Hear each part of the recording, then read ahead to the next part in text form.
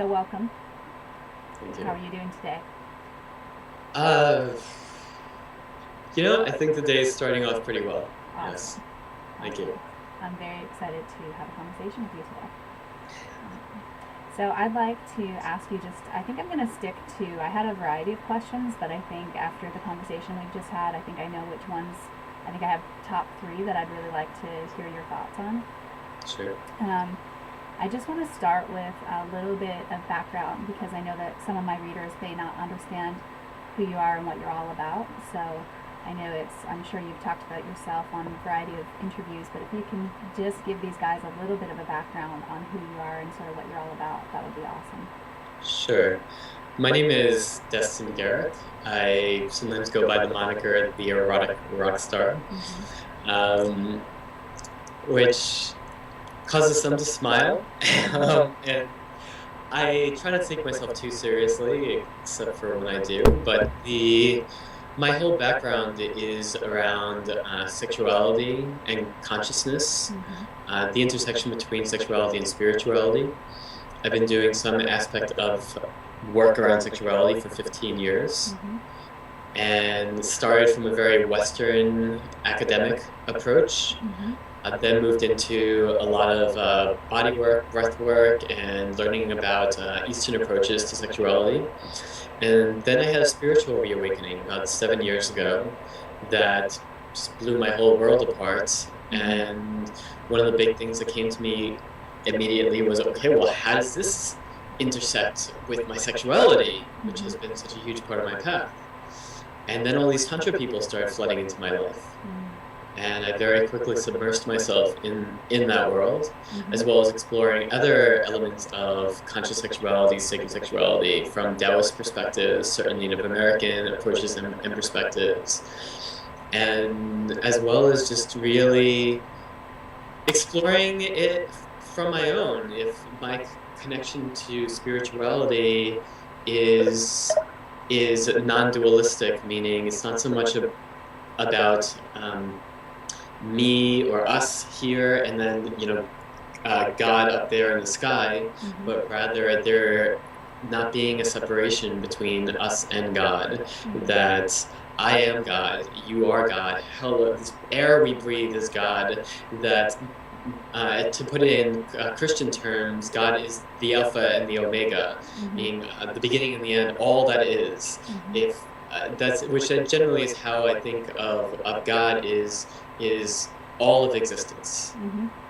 That which is so large that it's beyond our human comprehension, and yet if you look at what we do with this life, in some ways you can look at it as all it is trying to comprehend this, or as some people look at it as we are simply God trying to better understand itself. That makes a lot of sense. And so how does that relate to sexuality? Is I for one believe that our sexuality is well, if all the universe is made up of energy, and well, our sexual energy is arguably the most powerful energy in the universe. I mean, after all, it's that which creates life. It's pretty potent energy. And so by learning how to tap into that energy consciously, not just being driven by it, or nor is it about just shutting it down and repressing it because you're afraid of it, but rather diving into it with the possibility that perhaps, whereas many of us were raised to believe that we have sexuality in this sphere here, and then we have spirituality in this sphere here, and not only are they separate from one another, but they're opposing. That instead, perhaps they could be intertwined. Perhaps they were meant to be intertwined, such that the closer we get to God, the more powerful our sexual experiences could be. And the more deeply we dive into these bodies and our sexuality, perhaps we can get closer to God. Awesome. And so you incorporate a lot of this into sessions and into your creative work? Yeah, most of my paid work at this point is through this coaching practice that I've developed that I refer to as erotic empowerment coaching. to help people kind of break through all that stuff that most of us have on one level or another, that cultural baggage that we've inherited around sexual shame, guilt, and fear. And getting clear, first and foremost, well, how does that still express itself in my life? Because for many people, it's fairly unconscious, because they don't want to think about it. So. And yet, if you really do take this moment to just think about it, chances are you know that there's some ways in which you may not be fully comfortable with your sexuality, or maybe there are ways in which you know that you are hurting in regards to your sexuality. So helping you first get clear as to what those are, and then secondly, even more importantly, getting clear on, well, if those didn't exist, if you had somehow finally let that stuff go, move beyond it, who would you be then? What is your ideal connection to your sexual self? And getting crystal clear as to who this being is, this version of you, and then step by step, working through this process to helping you have full access to him, to her. Awesome. That sounds very empowering. So with all of this in mind, I noticed that during my hypnotherapy practice, a huge percentage of people who had the deepest levels of shame and fear had some sort of religious teachings in their childhood and throughout their youth that had a great deal of contribution to the challenges that they were facing, a lot of the shame and fear. So how do you feel that religion affects sexuality? Too often, not very well. I have a great respect for spirituality and people's individual spiritual pursuits. Unfortunately, I believe that a lot of organized religions have created more separation for people from their real connection to spirit than anything else. Largely through the idea that you can't have a real relationship to God. You need us, not me, but the church, somebody mediating between you and God. And that, to me, runs very counter to spirituality as I understand it. And through that, over the ages, I feel that God, spirit, source, just has been, honestly, I just feel it's been twisted. It's been twisted through man's lenses, through desires to control the populace in one form or another. And the thing is, when you control a people's sexuality, you have them controlled.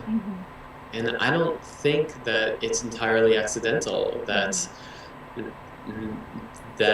so many major world religions have attempted to control sexuality so much, when religion has been used as such a major tool to control the masses. So I find it very unfortunate.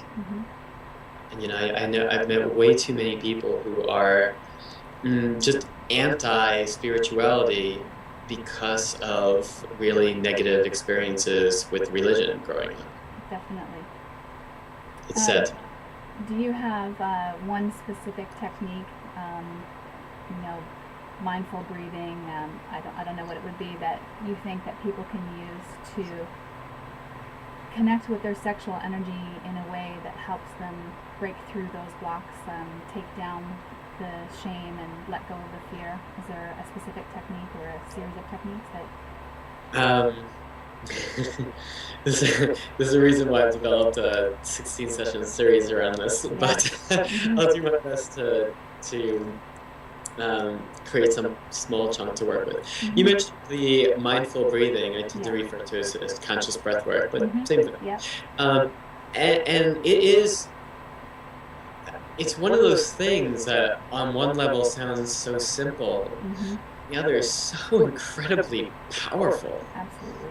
That bringing, well, I tend to relate to breath as, both the Western physiological approach of, you've got this oxygen and mixture, like elements that you are taking into your body, but also from an Eastern perspective of this is prana, chi, universal life force energy, that which animates life itself.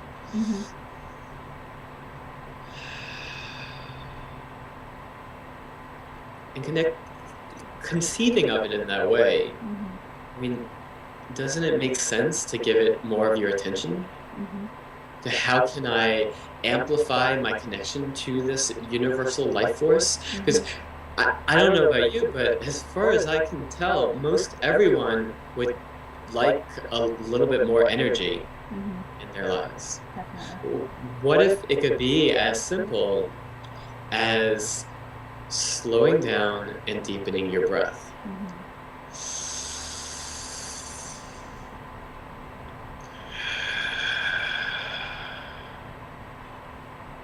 Most people in our society today actually end up breathing enough to survive, not necessarily what their body really craves to thrive.